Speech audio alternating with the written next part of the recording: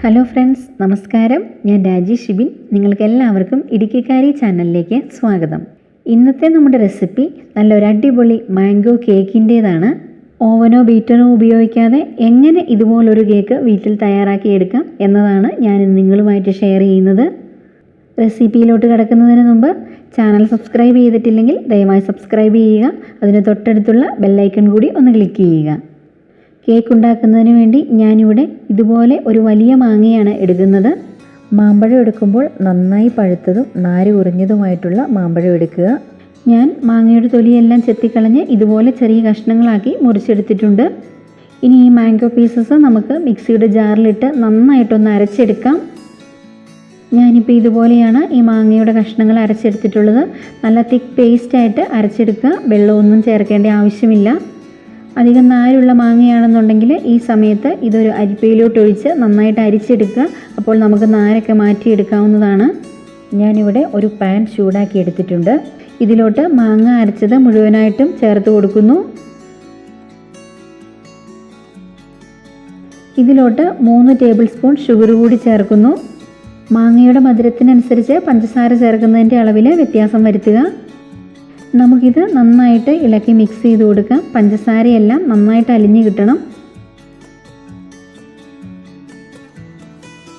ഇപ്പോൾ പഞ്ചസാര കംപ്ലീറ്റ് ആയിട്ട് മെൽറ്റായിട്ടുണ്ട്. 2-3 മിനിറ്റ് കൂടി കഴിഞ്ഞപ്പോഴേക്കും ഇതൊരു ഓറഞ്ച് ഷെയ്ഡിലോട്ട് മാറിയിട്ടുണ്ട്. അതുപോലെ തന്നെ ഇപ്പോൾ ഇതിന് നല്ലൊരു ഗ്ലേസിങ്ങും വന്നിട്ടുണ്ട്. ഇനി ഞാൻ ഫ്ലെയിം ഓഫ് ചെയ്യുന്നു. ഇത് ചെയ്തെടുക്കുന്നതിന് വേണ്ടി ഞാൻ ഒരു 6 മിനിറ്റ് സമയമാണ് എടുത്തിരിക്കുന്നത്. ഇനി ഇത് തണുക്കുന്നതിന് വേണ്ടി മാറ്റി വയ്ക്കുന്നു. കേക്കിൻ്റെ ബാറ്റർ ഒഴിച്ചു കൊടുക്കുന്നതിന് വേണ്ടി ഞാൻ ഇതുപോലുള്ളൊരു പാത്രമാണ് എടുത്തിരിക്കുന്നത്. കേക്ക് ടിൻ ഇല്ലെങ്കിൽ സ്റ്റീലിൻ്റെ ഇതിനോട് സാമ്യമുള്ള ചെറിയ ഒരു പാത്രം ഉപയോഗിക്കുക. ഈ കേക്ക് ടിന്നിൽ കുറച്ച് ഓയിൽ സ്പ്രെഡ് ചെയ്ത് കൊടുക്കുക. ഇതിൻ്റെ അടിഭാഗത്തും സൈഡിലും നന്നായിട്ട് ഈ ഓയിൽ സ്പ്രെഡ് ചെയ്ത് കൊടുക്കാം. കേക്ക് തയ്യാറാക്കി കഴിയുമ്പോൾ ഇതിൽ നിന്നും കേക്ക് പെട്ടെന്ന് തന്നെ വിട്ടുപോരുന്നതിന് വേണ്ടിയാണ് നമ്മൾ ഇതുപോലെ ഓയിൽ സ്പ്രെഡ് ചെയ്ത് കൊടുക്കുന്നത്. ഇനി ഞാൻ ഈ കേക്ക് ടിന്നിലോട്ട് ഒരു ബട്ടർ പേപ്പർ കൂടി വെച്ച് കൊടുക്കുന്നുണ്ട്. ബട്ടർ പേപ്പർ ഇല്ലെങ്കിൽ നന്നായി എണ്ണ സ്പ്രെഡ് ചെയ്ത് കൊടുത്താലും മതിയാവും. ബട്ടർ പേപ്പർ വെച്ച് കൊടുത്തതിന് ശേഷം അതിൻ്റെ മുകളിലും കുറച്ച് ഓയിൽ ബ്രഷ് ചെയ്ത് കൊടുക്കാം. ഇനി നമുക്കിത് മാറ്റി വയ്ക്കാം.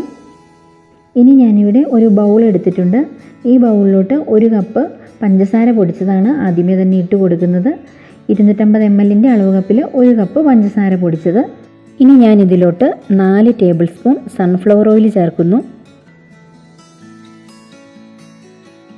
ഇനി ഞാൻ ഇതിലോട്ട് 1 കപ്പ് റൂം ടെമ്പറേച്ചറിലുള്ള പാൽ കൂടി ചേർക്കുന്നു. അടുത്തതായിട്ട് 1 ടീസ്പൂൺ വാനില എസൻസ് കൂടി ഞാനിതിലോട്ട് ചേർക്കുന്നുണ്ട്. ഇനി ഇതെല്ലാം കൂടി നമുക്ക് മിക്സ് ചെയ്ത് കൊടുക്കാം. സ്പൂണോ വിസ്കോ എന്തെങ്കിലും ഉപയോഗിച്ച് മിക്സ് ചെയ്യുക. ഇനി ഇതും നമുക്ക് മാറ്റി വയ്ക്കാം. മറ്റൊരു ബൗൾ എടുക്കുക. ഇതിലോട്ട് ഞാൻ 1.5 കപ്പ് മൈദ ചേർക്കുന്നു. 1 ടീസ്പൂൺ ബേക്കിംഗ് പൗഡറും 1/2 ടീസ്പൂൺ ബേക്കിംഗ് സോഡയും കൂടി ഞാൻ ഇതിലോട്ട് ചേർത്ത് കൊടുക്കുന്നുണ്ട്. 1 പിഞ്ച് ഉപ്പ് കൂടി ചേർത്ത് കൊടുക്കുന്നുണ്ട്. ഇതെല്ലാം കൂടി ചേർത്ത് ഒന്നിളക്കി യോജിപ്പിക്കാം. ഇനി നമുക്ക് ഈ ഡ്രൈ ഇൻഗ്രീഡിയൻസ് എല്ലാം കൂടി തൊട്ട് മുമ്പ് തയ്യാറാക്കി വെച്ചിരിക്കുന്ന മിക്സിലോട്ട് ചേർത്ത് കൊടുക്കാം. ഞാനിവിടെ 2-3 പ്രാവശ്യമായിട്ടാണ് ചേർത്ത് കൊടുക്കുന്നത്.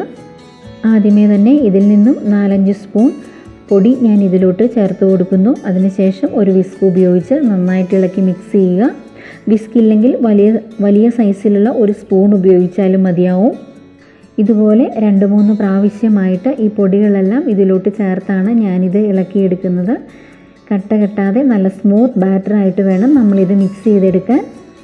ഞാനിപ്പോൾ ഇത് മിക്സ് ചെയ്ത് കഴിഞ്ഞിട്ടുണ്ട്. ഇതുപോലെ കട്ടയൊന്നും കെട്ടാതെ നല്ല സ്മൂത്ത് ബാറ്ററായിട്ട് വേണം നമ്മളിത് പ്രിപ്പയർ ചെയ്തെടുക്കാനായിട്ട്. ഇനി ഞാൻ ഇതിലോട്ട് നമ്മൾ നേരത്തെ തയ്യാറാക്കി വെച്ചിരുന്ന മാംഗോ പ്യൂരിയിൽ നിന്നും പകുതിയോളം ഇതിലോട്ട് ചേർത്ത് കൊടുക്കുന്നു.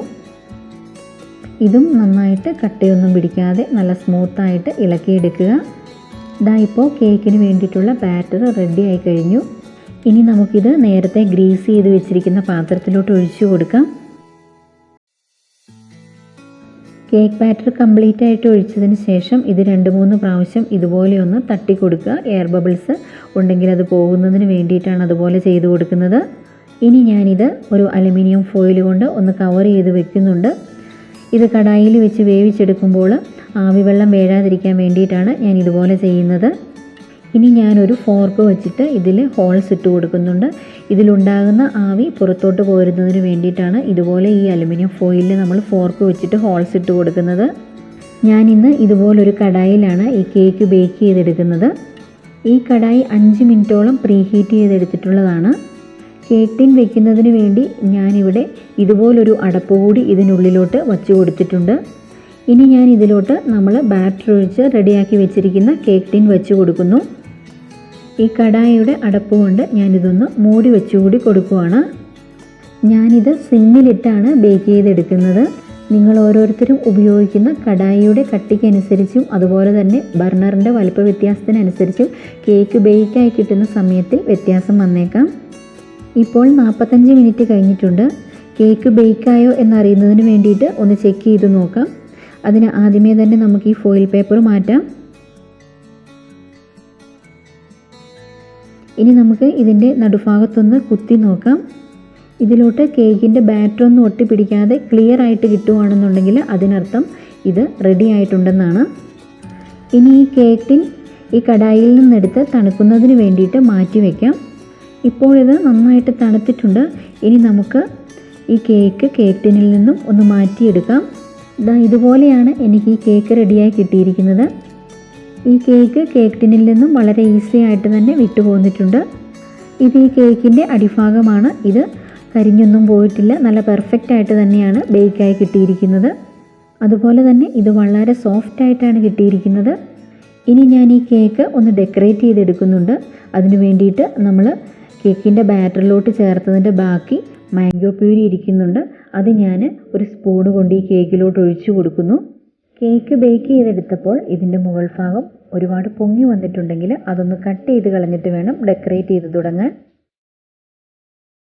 ഇനി ഇത് ഇതുപോലൊരു കത്തി കൊണ്ട് നമുക്ക് ഈ കേക്കിൻ്റെ മുകളിൽ നന്നായിട്ട് സ്പ്രെഡ് ചെയ്ത് കൊടുക്കാം.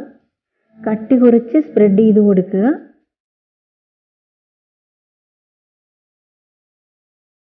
കേക്കിൻ്റെ ടോപ്പ് പോർഷനിൽ മാംഗോ പ്യൂരി സ്പ്രെഡ് ചെയ്ത് കൊടുത്തതുപോലെ തന്നെ നമുക്കിതിൻ്റെ സൈഡിലും ഇത് സ്പ്രെഡ് ചെയ്ത് കൊടുക്കാം. ഇപ്പോൾ ഇതുപോലെയാണ് നമ്മുടെ കേക്കിൻ്റെ ടെക്സ്ചർ.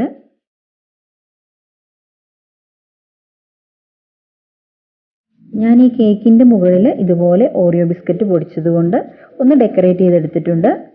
നിങ്ങൾക്ക് താല്പര്യമാണെന്നുണ്ടെങ്കിൽ ചോക്ലേറ്റ് ഗ്രേറ്റ് ചെയ്തതിന് ശേഷം ഇതുപോലെ തന്നെ ഡെക്കറേറ്റ് ചെയ്തെടുക്കാവുന്നതാണ്. കുട്ടികൾക്കൊക്കെ അത് ഏറെ ഇഷ്ടപ്പെടും. ഇനി ഞാൻ ഈ കേക്ക് ഒന്ന് കട്ട് ചെയ്ത് കാണിക്കാം. ഇതുപോലാണ് എനിക്ക് ഈ കേക്ക് പീസ് കിട്ടിയിരിക്കുന്നത്. നമ്മളിന്ന് തയ്യാറാക്കിയ ഈ മാംഗോ കേക്ക് വളരെ ടേസ്റ്റിയാണ്. അതുപോലെ തന്നെ പഞ്ഞി പോലെ സോഫ്റ്റുമാണിത്. അപ്പോൾ നിങ്ങളെല്ലാവരും ഇത് വീടുകളിലൊന്ന് ട്രൈ ചെയ്ത് നോക്കുക. നിങ്ങൾക്ക് ഈ വീഡിയോ ഇഷ്ടമായെങ്കിൽ ലൈക്ക് ചെയ്യാനും ഷെയർ ചെയ്യാനും മറന്നു പോകരുത്. അപ്പോൾ പുതിയൊരു റെസിപ്പിയുമായി പുതിയ വീഡിയോയിൽ നമുക്ക് വീണ്ടും കാണാം.